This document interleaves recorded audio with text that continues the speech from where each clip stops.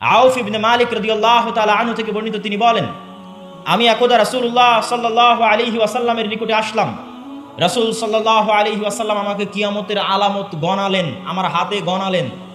তার মধ্যে একটি আলামত রাসূল সাল্লাল্লাহু আলাইহি ওয়াসাল্লাম বললেন, সায়াকুনু হুদনাতুন মা'আর রোম, ইয়ানি সাতাকুনু হুদনাতুন বাইনাল মুসলিমিন ওয়ার রোম।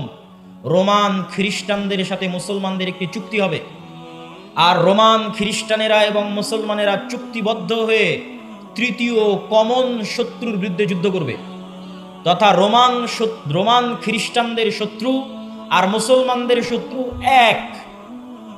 তৃতীয় কমন শত্রুর বিরুদ্ধে মুসলমানেরা যুদ্ধ করবে। এই যুদ্ধে রোমান খ্রিস্টান এবং মুসলমানেরা বিজয়ী হবে।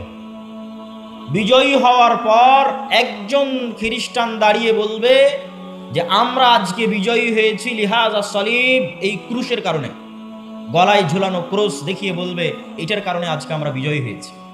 তখন একজন মুসলমানের আঁতে ঘা লাগবে, সে দাঁড়িয়ে উঠে তার ক্রসটা ভেঙে দিবে।